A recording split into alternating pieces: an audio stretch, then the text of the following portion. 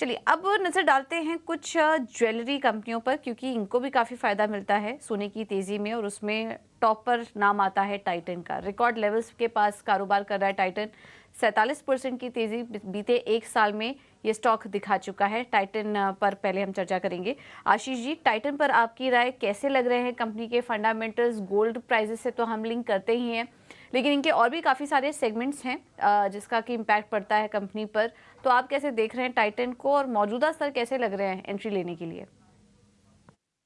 देखो, पहली बात तो आई थिंक जितनी ज्वेलरी कंपनीज़ मैंने देखी हैं और जितने मैंने बात भी की है ज्वेलरीज़, बहुत ज़्यादा फ़र्क नहीं पड़ता इनको। I tell you why, because इनका it is like stock in trade, it is not कि इन्वेस्टमेंट किया हुआ है उन्होंने गोल्ड में। ज़्यादातर ज्वेलर्स ऐसा कोई होल्ड करके नहीं रखते गोल्ड, जितनी डिमांड आती है उतना लेते हैं और आगे जैसी डिमांड निकल जाती है तो एक बफर स्टॉक दोबारा ले लेते हैं। तो वो उतना ही स्टॉक उनके पास किसी टाइम पे होता है।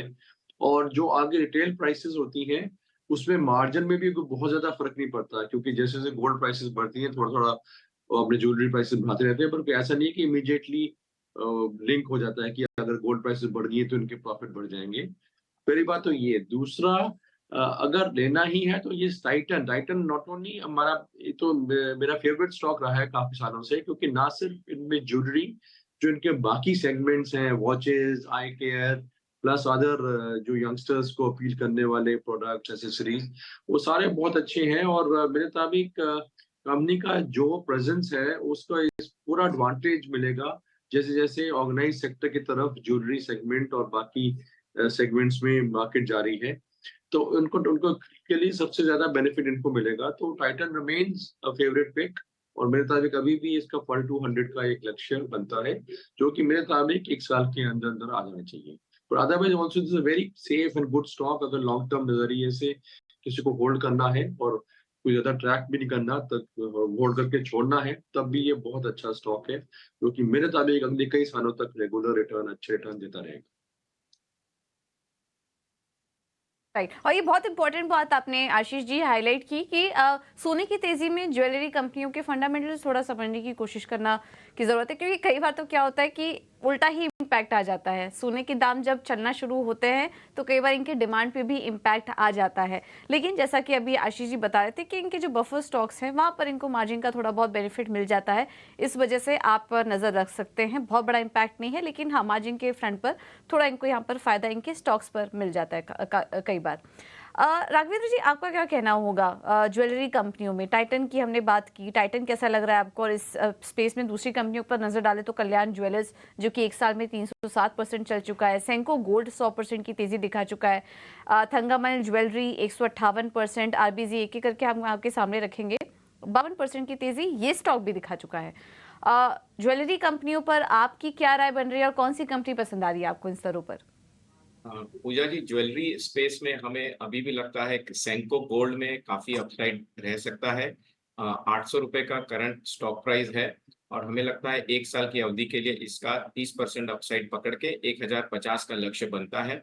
सेंको गोल्ड में एक बहुत अच्छी बात यह है कि इसमें प्रमोटर होल्डिंग अगर आप देखेंगे तो 69% है, जो कि एक बहुत कंफर्टिंग, बहुत ही अच्छी बात है।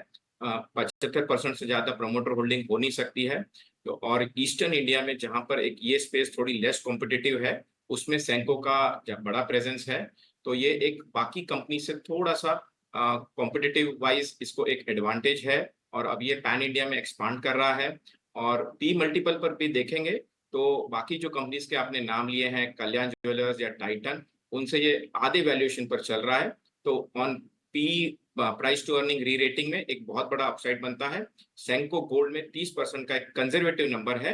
बाकी कंपनीज कल्याण ज्वेलर, टाइटन के कंपैरिजन में ये अभी भी 50% से ज्यादा वैल्यूएशन वाइज डिस्काउंट पर है।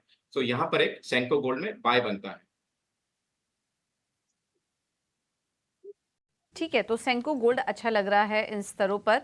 आप तेज़ी करके चल सकते हैं, ये राघवेंद्र जी की सलाह है। और एक साल में 30% के अपसाइड पर आप यहाँ पर नज़र रख सकते हैं।